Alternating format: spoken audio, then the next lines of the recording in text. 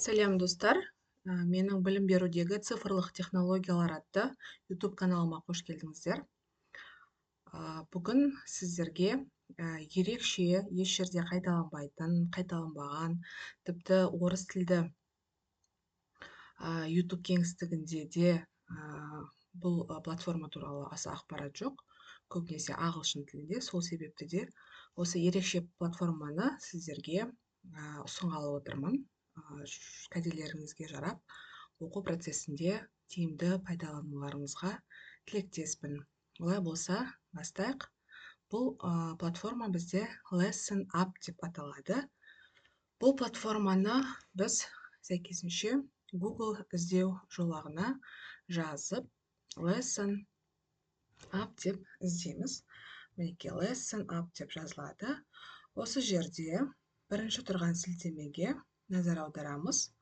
Lesson Up онлайн teaching platform, яғни онлайн сабақ беруге арналған платформа деп аударылады, бірақ жалпы тек қана онлайнда емес, офлайнда да қолдануға болатын өте ерекше платформалардың бірі әрі бірегейі.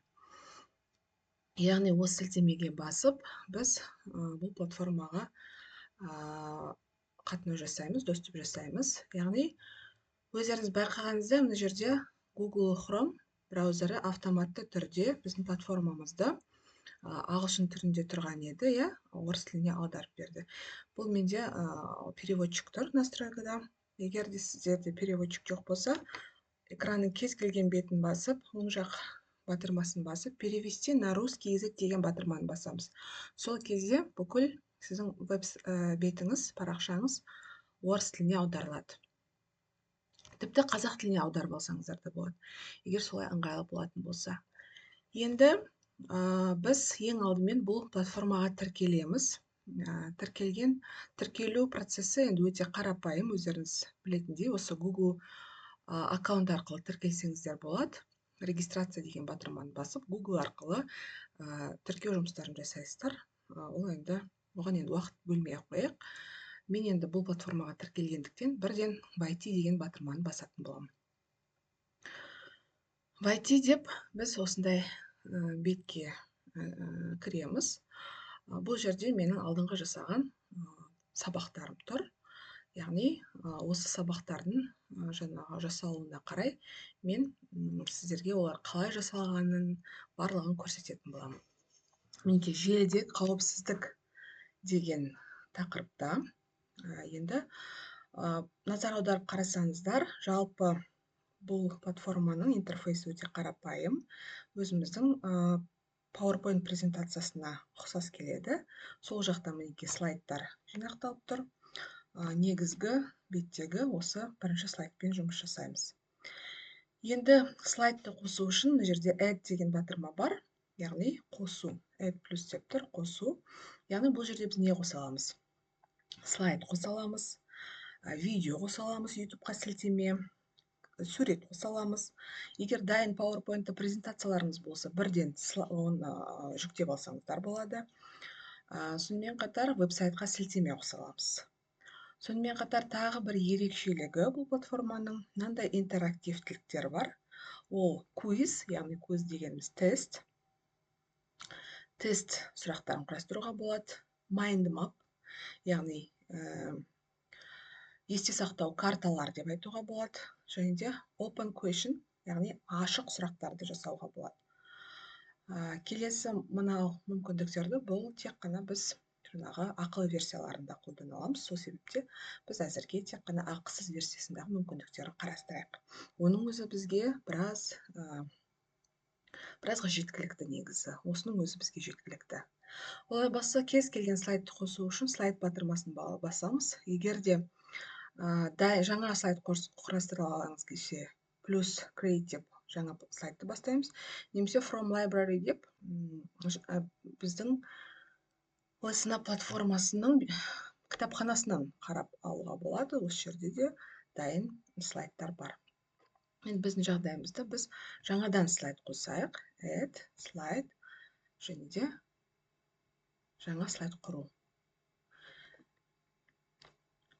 батырмасын басайық. Слайдтарды PowerPoint'тағыдай орындарын өзгертуге болады.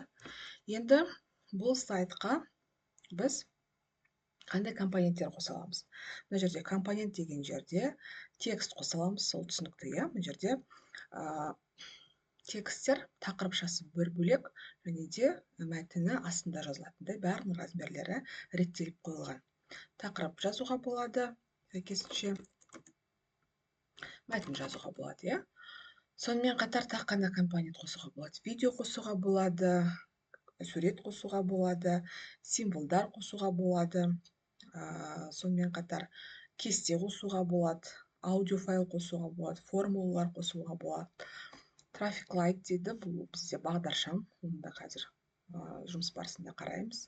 Спиннер қосуға болады, таймер қосуға болады, оның барлығын қазір сіздермен практика жүзінде қарастыратын боламыз. Бұл компоненттер. Енді мына жерде бізде layout деген бұл біздің слайдымыздың макеті, иә. Мына жерге сурет қалдырып, мына жерге тақырыпта жазып деген сияқты PowerPoint-тағыдай макетті таңдауға болады.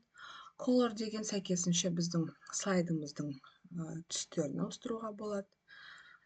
Дайын осындай бір тақырыпта, бір стильде таңдасаңыздар болады.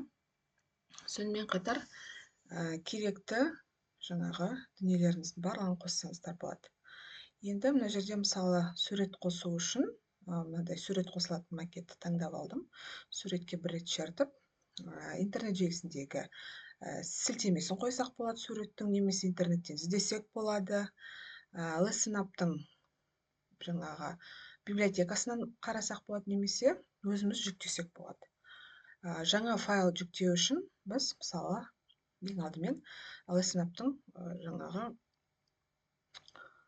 серверіне алдымен жүктеп аламыз. Upload файл деп, файлды жүктеу деп батырманы басып, біз өзімізге керекті бір файлды жүктеп аламыз. Мысалы, мына файлды мен тағы да жүктейін. Яғни файлымыз жүктелді. Енді біз осы файлды жаңағы өзіміздің дайындап қойған бетімізге қоямыз. Мінекей файл жүктелді деп тұр. Енді осы файлды таңдап, екі рет шертіп, add to lesson деп, осы біздің бетімізге қойсақ болады. Мінекей біз қазір суретті бірінші слайдқа қойдық. Енді бұл сурет менің бүгінгі тақырыбыма сәйкес видеомның превьюі, сондықтан да оны бірінші слайдқа қоюды жөн көрдім. Енді біз слайдымызға оралайық, сабағымызға, иә. Сол жерде мінекей ең бірінші келесі слайдымыз желідегі қауіпсіздік деген тақырыпты алдық. Яғни мәтінді жазамыз сәйкесінше, және де сурет, немесе мәтін, тағы да басқа элементтерді қоюға болады. Енді бұл слайдта бізде мәтінмен жаңағы сурет қана тұр. Келесі слайд, бұл жерде бізде сурет, тақырып бойынша сабақ мақсаты көрсетілген. Одан кейін өткен тақырыпты қайталау бойынша бұл жерде де қандай элементтер? Текстік элементтер, қарапайым жаңағы өзіміздің Word-тағыдай, PowerPoint-тағыдай мәтінді құрастыра береміз. Енді келесі мына нұсқаны қарастырамыз слайдымызды, ақысыз версиясындағы. Бұл бізде жаңағы айтып өткендей квиз тест слайды. Бұл платформаның артықшылығы осы презентация сабақтың ішінде біз тестті де қолданамыз, ашық сұрақтарды да қолданамыз, жаңағы майндмап есте сақтау карталарын қолданамыз. Яғни бір жүйенің ішінде, бір сервистің ішінде біз әртүрлі платформалардың мүмкіндіктерін қолданамыз. Яғни бұл тест сұрақтары жұмыс жасау процесі, жұмыс жасау принципі біз жиі қолданып жүрген Kahoot-қа ұқсайды. Бірақ Kahoot енді ол бөлек платформа, ал бұл жерде осы Kahoot-тың элементтері қолданылған. Енді мынандай тест жасау үшін біз қалай жасаймыз? Add, яғни жаңа слайдқа квиз деп мына батырманы басамыз. Библиотекадан алсақ болады, немесе жаңа тест сұрағын құрастырсақ болады. Мінекей бізде жаңа бет ашылды. Енді мына жерге сәйкесінше сұрақты жазамыз. Қалай жасалды деген сұраққа жауап. Сұрақты жазамыз. И мына жерге жауап нұсқаларын жасамыз. 20-да 30 дедік, 40-та 45 дедік. Монитормен көз неше сантиметр қашықтықта болу керек, көздің аралығында. Монитормен көздің ара қашықтығы қандай болу керек, 75, 80. Енді дұрыс жауап бізде В, дұрыс жауап мына жерде белгілеп қоямыз. Мінекей осылай біз мына слайдымызды құрастырып алдық. Енді мен сіздерге көріну үшін оны жасадым, сондықтан артығын алып тастаймыз. Енді келесі топтық жұмыс. Бұл жерде қандай элемент бар? Мәтіндер және де мынандай таймер бар. Бұл мына компонент деген жерден алынды. Яғни таймер мінекей ең соңында тұр. Таймер, яғни осы топтық жұмысқа берілетін уақыт. Біз 2 рет шертіп, мысалы, топтық жұмысқа 10 минут уақыт беретін болсақ, 10 минут деп жазамыз.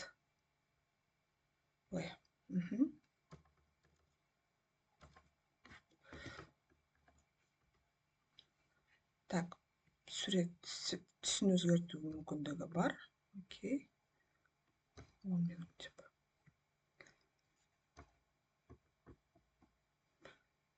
Таймеріміз өзгермей жатыр, сақталмай жатыр. 1 минут.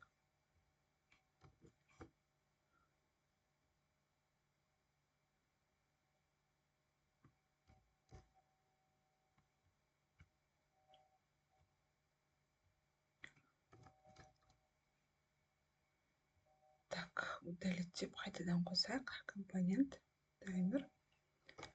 И осы жерде таймердің уақытын өзгерт дейді. Окей.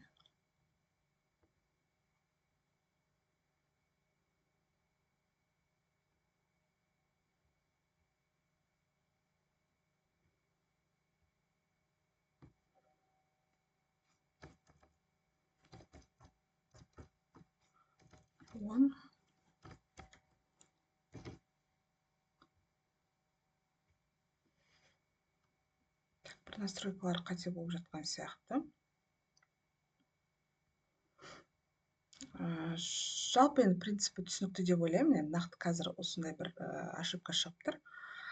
Бұл жерде қалай болады? Біз осы слайдқа келген кезде 5 минут уақыт бердік қой. Кері санау жүреді. 5-тен 0 болғанға дейін санау жүреді. Яғни сол 5 минуттың ішінде топтық жұмыс жасалу керек. Немесе 10 минуттың ішінде деген сияқты. Енді келесі сайтқа өтетін болсақ, бұл жерде мысалы біз 4 минут деген уақыт берген екенбіз. Яғни 4 минуттың ішінде біз осы әдіс бойынша, кейс стади әдісі бойынша бір нақты жағдаят тапсырмасын орындайды екенбіз. Бұл жерде мына жердегі элементтер осы таймер және де мәтіндер. Келесі бізде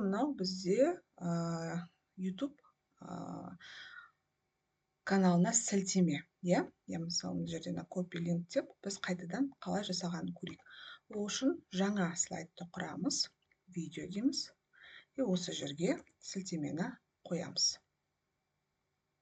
Мінекей, бұл слайдымыз бізде осылай жасалған еді. Мінекей. Артығын алып тастаймыз сәйкесінше. Бұл тек қана жасап сіздерге көрсету үшін болған. Сәйкесінше YouTube-дағы видеомыз. Бүгін жақсы серуендедік. Жарайды, мені алып кетуге ағам келеді. Ол саған бүгін сабақ қарауға көмектесе ме? Жоқ, оның басқа жұмыстары бар. Кеш келетінін айтты. Мен үйде жалғыз боламын. Алина, есік. Енді бұл осы желіде қауіпсіздік тақырыбына байланысты нақты жағдаят тапсырмасы, видео тапсырма. Видеода жағдаят түсіндіріледі және де осы кейске сұрақтар беріледі. Сәйкесінше, енді жерде бізге спиннер қазірге керек емес. Осы жағдаятқа кейс сұрақтар берілді. Осы екі сұрақ арқылы осы жағдаятты оқушылар талдайтын болады. Енді келесі тапсырма. Төменде берілген сөздерді қалай түсінесің? Берілген сөз тіркесі туралы не айта аласың дейді. Бұл жерде де уақытпен шектеу қойдық. Және де спиннер. Спиннерді біз қалай қостық? Компонент. Спиннер деген батырманы басу арқылы біз осы спиннерді осылай қосады екенбіз. Енді біздің нақты артығын осылай алып тастасақ болады.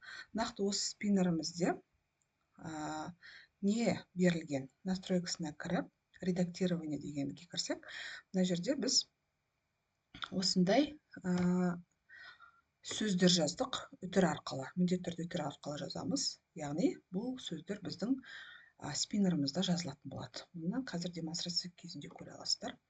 Содан кейінгі келесі слайдымыз практикалық тапсырма. Енді QR мен жұмыс. Компьютердің IP адресін анықтауға берілген тапсырма QR-дың ішінде жасырылған, иә? Ол түсінікті. Келесі слайд, ол бізде мінекей бір ерекше слайдтардың бірі mind map, яғни есте сақтау картасы. Ол бізде қалай жасалады? Сәйкесінше add қосу және де интерактивтілік mind map дегенді қосамыз. Библиотекадан алсақ болады сәйкесінше, немесе өзіміз жаңадан құрастырсақ болады. Енді сәйкесінше біз ортаға, мысалы интернеттегі қандай алаяқтық түрлерімен таныс болдыңдар деген сұрақты біз мысалы бұл жерге мәтін ретінде ортаға қойдық. Болды, бұл жерде жауапты біздің кері байланыс арқылы студенттеріміз беретін болады. Артығын алып қояйық. Келесіде бұл бізде mind map, интернеттегі пайдаланушының қауіпсіздігін қамтамасыз етудің қандай ережелерін білдің. Бұл жерде де уақытпен шектеу қойдық. Бұл да бізде mind map. Бұл да түсінікті деп ойлаймын. Келесі бұл бізде квиз. Кибербуллинг дегеніміз не? Жауаптар нұсқалар берілген және де дұрыс нұсқасы көрсетілген. Бұны тағы бір көрсетіп өтейін. Ол бізде квиз, иә? Квиз дегеніміз тест. Жаңа тест құрастыру. Енді осы жерде өздеріңіз мысалы мына жерде кибербуллинг дегеніміз не деген сияқты осындай сұрақтарыңызды қоясыздар, жауаптарыңызды жазасыздар. Нұсқаларын және де қай нұсқа дұрыс екенін міндетті түрде көрсетесіздер. Ол автоматты түрде өзі сақталып отырады. Енді бұл мысал болды, алып тастаймыз. Келесіде дәл сондай сұрақ. Одан кейін тағы да бір мысал ретінде мына ашық сұрақ, open question'ды да айтып өту керек. Бұл жерде де жаңа сұрақ ретінде қойсақ болады. Мысалы осы сұрақты қайталап. Бұл жерде нұсқаларынсыз оқушылар, студенттер өздерінің нұсқаларын енгізетін болады. Ашық сұрақ дегеніміз, яғни нұсқасы жоқ, өзіңнің ойыңнан өзіңнің жаңағы осы сұраққа жауапты жазуға арналған сұрақ, ашық сұрақ. Мінекей осындай мүмкіндіктері бар бұл сервистің. Енді осы мүмкіндіктерді біз ары қарай қалай қолданамыз, қалай таратамыз. Жасап қойдық слайдымызды, сабағымызды. Енді оны ары қарай қалай жұмыс жасаймыз, қалай оны студенттермен бөлісеміз, қалай оны оқушылармен бөлісеміз, ол туралы біз қазір айтатын боламыз. Енді мінекей артық беттерді жауып қояйын. Біз бөлісу үшін share деген батырманы басамыз. Қазіргі таңда көп сервистерде, платформаларда осындай сілтеме береді. Копировать деп осы сілтемені көшіріп аламыз. Содан кейін біз жаңа терезеге, жаңа браузерге, браузердің жаңа терезесіне копировать етіп алдық қой сілтемені, соны вставить деп қоямыз. Яғни осы сілтеме арқылы біздің мінекей дайын слайдымыз көрініп тұратын болады. Мынау мінекей біздің жасаған слайдтарымыз. Енді біз бұны start lesson деп сабақты бастау деп батырмасымен бір рет шертеміз. Сол кезде біздің үлкен болып тереземіз ашылатын болады. Енді мінекей тереземіз ашылды. Бұл жерде қандай ерекшелікті байқалып тұрсыздар? Бұл менің бірінші слайдым жаңа қойған. Енді байқасаңыздар, төмен жағына назар аударсаңыздар, бұл сабаққа қатынау жасайтын код. Әзірге 0 студент, дыбысы бар. Енді сонымен қатар show for student деп мына жерге де батырма қоямыз, құс белгісін қоямыз, галочка. Өйткені біздің экранда көрсетілген нәрсеміз студенттерге де көрініп тұрсын деген сөз.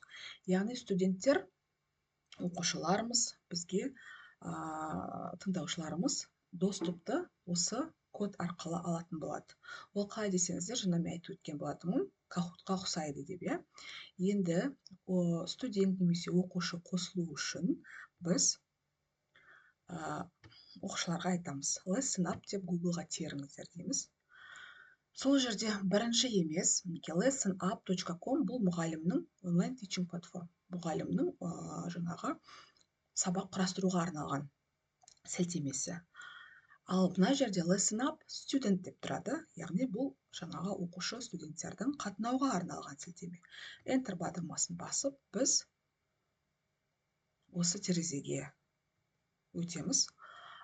Мінекей, мынау терезе бізде студенттердің терезесі, яғни біз оларға осы жаңағы сілтемені айтамыз, олар Google-дан іздеп осы жерге келеді.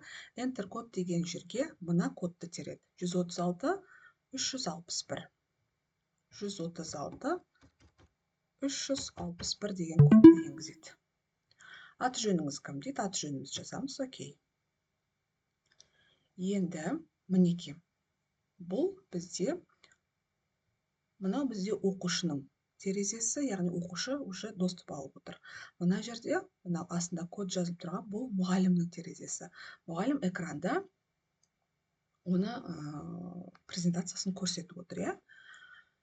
Немесе онлайнда осылай, мысалы үшін, сабағын жүргізіп отыр делік.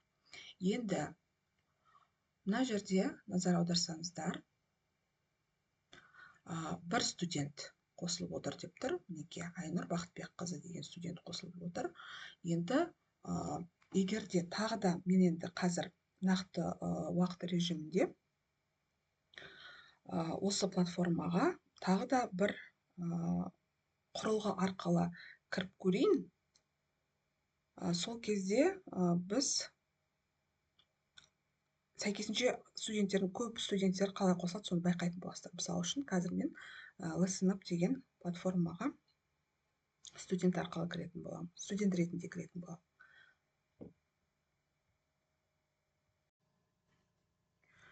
Мінекей, мен екінші құрылғыдан Дауренов телефоным арқылы Дауренов Алмат деген оқушы ретінде кірдім. Мінекей, студенттер саны 2 болды, иә. Солайынша барлық оқушыларыңыздың, студенттеріңіздің кіргенін қадағалап аласыздар. Одан кейін барып, бұл енді өздеріңіз байқағанда, мына жерде төмен жағында цифры тұрса, бұл біздің мұғалімнің слайды. Келесі слайдқа өтетін болсақ, мінекей, желідегі қауіпсіздік тақырыбы, оқушының слайдына өтсек, ол да оқушыда көрініп тұр. Келесі слайдқа өтетін болсақ, желідегі қауіпсіздік тақырыбы, барлығы түсінікті. Енді келесі слайд бізде қандай слайд болған еді? Бұл бізде 5-ші слайд, мінекей, бұл 5-ші слайд. 5-ші слайдымыз бізде, мына жерден қарап отырақ түсінікті болу үшін. 5-ші слайд бізде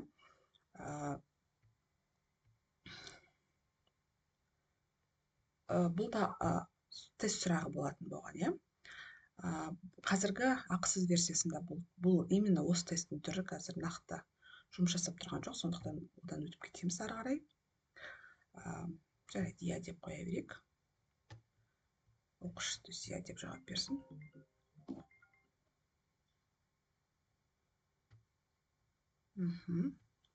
Келесі дегенге өтеміз.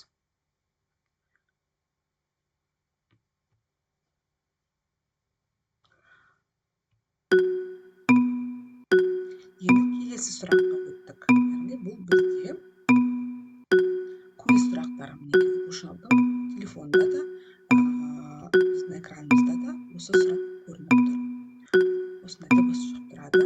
Қай жауап дұрыс? Мысалы, 50-70 деген жауап дұрыс бекен. Белгілеп аламыз, болды. Басқа ештеңені баспаймыз. Бұл жерде оқушы жауап беріп отыр. Енді ары қарай мұғалім қарайды. 2 баланың біреуі жауап берді. Енді екіншісі жауап беру керек. Яғни екінші оқушы келесі сұраққа өтеді. Мысалы, біреу. Екі оқушыда мінекей жауап берді. Мұғалім келесі деген батырмаға басқан кезде қанша бала қай сұраққа жауап бергені көрінеді. Мысалы, өзі екі бала қосылды неге біреуі В деген нұсқаны таңдады, екіншісі С деген нұсқаны таңдады. Мінекей сіздің жауабыңыз В нұсқасы деп мына жерде жауап шықты оқушыда. Одан кейін мұғалім келесі деген кімдікі дұрыс болды, қай жауап дұрыс сонысы көрсетіледі. Және де яғни мінекей Айнұр Бақытбекқызынікі дұрыс болды. Кімдікі дұрыс болған мына жерде аты жөнімен көрініп тұрады. Ал мына жерде Айнұр Бақытбекқызынікі коррект деп тұр. Ал келесі оқушының өзінің терезесінде оныкі дұрыс емес деп шығып тұр. Сәйкесінше дұрыс емес деген жаңағындай хабарлама шығады. Келесі топтық жұмыс. Бұл енді түсінікті. Оқушының бетінде де ол көрініп тұр. Келесі слайд. Case study, нақты жағдай тапсырмасы. Бұл жерде де, мына жерде старт десек, біз мына жерде кері санау процесі жүреді. Кері санау процесі жүріп жатыр. Келесі слайдқа өте берейік. Яғни бұл бізде case study болғаннан кейін видео берілген. Видеода нақты сол жағдай. Бүгін жақсы серуендедік. Жарайды, мені алып кетуге ағам келеді. Бұл мұғалімнің көрсетіліп отқан жағы, мынау уже оқушыда ол көрініп жатыр. Одан кейін келесі деген бетке өтсек, кейстің сұрақтары. Сәйкесінше ол оқушыда да көрініп тұр. Дәл солай ары қарай өтеміз. Енді мына спиннерға тоқталып өтейік. Төменде берілген сөздерді қалай түсінесің, берілген сөз тіркесі туралы не айта аласың деп, спиннерға бір рет шертсек, go деп батырмасын бассақ, сәйкесінше спам деген сөз шықты. Енді осы спам деген сөзге қатысты жаңағы қандай осы сөзге байланысты, осы сөзді қалай түсінесің, осы сөз тіркесі туралы не айта аласың деген сұраққа жауап беру керек. Яғни спам деген сөз туралы. Тағы да қайталасақ, келесі сөзді таңдайтын боламыз. Мінекей бұл бізде оқушыда да дәл осылай көрсетіп тұрады. Егер спамға жауап беріп болғаннан кейін spin again without spam деп батырмасын басамыз. Спам деп жауап беріп тастадық қой спамға алдында. Яғни біз оны алып тастауымыз керек. Болды, келесі жолы спам қайталанбау керек. Келесі сөз уже әлеуметтік желі түрлері деген сияқты. Осылай жалғаса береді. Келесі практикалық тапсырма, ол түсінікті. Енді интернеттегі қандай алаяқтық түрлерімен таныс болдыңдар? Бұл жаңағы біздің бір ерекшелігіміз mind map, есте сақтау карталары. Интернетте қандай алаяқтық түрлерімен таныс болдыңдар? Яғни оқушының бетінде, терезесінде осындай сұрақ тұрады. Уже оқушының терезесі. Смартфон арқылы оқушы осы беттегі сұраққа жауап береді. Enter a word деген жерге интернетте қандай алаяқтық түрлерімен таныс болдыңдар? Жаңағындай спам, одан кейін мысал үшін мен жауап беріп отырмын. Тағы да түрлері өте көп қой интернеттегі алаяқтықтың. Жаңағы түрлі хабарламалар келеді. Сіз осындай нәрсе ұтып алдыңыз деген сияқты. Сонымен қатар адамдардың жеке жаңағы ақпараттарын ұрлау мүмкін, жаңағы қауіптері болуы мүмкін. Мысалы, мен спам деп жаздым, enter батырмасын бассам, яғни мұғалімнің терезесінде менің жазған жазуым мына жақта көріп тұрады. Яғни спам. Оны кім жазды? Дәуренов Алмат жазды. Яғни бұл Дәуренов Алматтың жазған жауабы. Одан кейін, мысалы, Айнұр да көріп отыр. Сонымен қатар, тағы да қандай алаяқтықтың түрлерін не тап болдыңыз? Мысалы, ұтыс ойындары деп қояйық. Мысалы үшін сіз жеңімпаз болдыңыз деген сияқты. Мысалы, мен жібердім ұтыс ойындары деп. Мен Айнұр Бақытбекқызының атында отырмын. Енді мінекей, ол жауап мына жерде экранда мұғалімге көрініп тұр. Ұтыс ойындары. Ол да алаяқтықтың бір жаңағы мысалы ретінде Айнұр жауап беріп жатыр.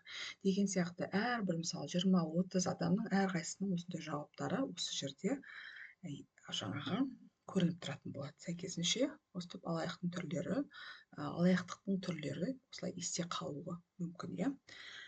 Келесі слайд, енді бұл түсінікті болады деп ойлаймын. Интернетте пайдаланушының қауіпсіздігін қамтамасыз ететін қандай ережелерді білдің? Енді біз қандай ережелерді білдік? Жаңағы өзің туралы ақпаратты ашық әлеуметтік желіге салмау, иә. Сонымен қатар, мысалы, пароль қолданған кезде жаңағы өзіңнің жеке ақпаратыңды қоймау, бәріне белгілі ақпаратты, туған күнің, айың, жылың деген сияқты жеке ақпаратты жазбау. Enter арқылы біз жібердік, мұғалім қарайды, мінекей. Жеке ақпаратты жазбау. Бұны кім жазып отыр? Бізде жауап беріп отыр, Айнұр жауап беріп отыр. Сол сияқты жаңағындай осылай қайталана береді. Бұл енді түсінікті болды деп ойлаймын. Енді бұл келесіміз бізде тест сұрағы. Кибербуллинг дегеніміз не? Дұрыс жауабын мысалы Айнұр жауап береді. Кез келген бір жауапты таңдайық. Енді мұғалім мен Дәуреннің атынан да кіріп жауап жасайын. Басқа бір жауап таңдайын. Енді мұғалім стрелканы басқан кезде, бұл екі баланың екеуі де жауап берді. Стрелканы басқан кезде, екі қайсы нұсқаларын таңдағаны, екі баланың қай нұсқаны таңдағандары және де яғни Айнұрдікі дұрыс болды, иә. Айнұрдың терезесінде неге коррект деп тұр. Ал Дәуреннің терезесінде incorrect, дұрыс емес деген жауап шығып тұр. Мінекей осылай келесі тестті де көрсетіп өтейік. Мінекей оқушының беті. Балық аулау, оның мақсаты құпиялы деректердің мекен парольдарын қол жеткізу, желідегі қауіпсіздіктің қай түрінде айтылған дейік. Мысалы үшін, жарайды, мен бұл жолы қате жауап таңдайын, біз пан дегенді таңдайын. Ал Дәурен бұл жолы фишингті таңдасын. Осылай мұғалім келесі деген батырманы басқан. Мінекей екі баланың жауаптары көрсетіліп тұр, кім қандай жауап таңдағаны. Және де Дәуренов Алмат қана фишинг деп дұрыс жауап берген, ал Айнұр бұл жолы қате жауап берді. Осылай біз бірден әр сұраққа кімнің қалай жауап бергенін көріп отыра алатын боламыз. Енді кибербуллинг дегеніміз не? Бұл жерде жаңағы ашық сұрақ. Бұл жерде уже біз открытый жауап береміз. Кибербуллинг деп уже анықтамасын жасапсыз, и біз осылай апдейт деген батырманы басу арқылы біз жауапты, біздің жауабымыз бұл жерде экранда көрініп тұрады. Кибербуллинг деп ары қарай Айнұр бір анықтама берді. Немесе тағы осында бір сұрақтар қойып, әрқайсының өзінің жаңағы әр баланың жауабын осылай көруге болады. Негізі осымен мен енді көп созбай бұл платформамен сіздерді бір жалпы шолып таныстырып өттім деп ойлаймын. Өте енді нақты пайдаланып көрген кезде өздеріңіздің фантазияңызға қарай түрлі интерпретацияда жасауға болады. Жалпы негізі түсінікті деп ойлаймын. Жаңағы кері байланыс жасаудағы мүмкіншіліктері барлығы бір өте ерекше. Сол себептен де мен осы сервисті асықпай толығымен түсіндіруді жөн көрдім. Егер сұрақтарыңыз болса, комментарийге жазып, толық сұрап алсаңыздар болады. Қазақша контентті қолдап, менің видеома лайк басып, әріптестеріңізбен бөлісіп, өздеріңіздің жақсы бір сабақтарыңызда қолданады деп ойлаймын. Назарларыңызға рахмет.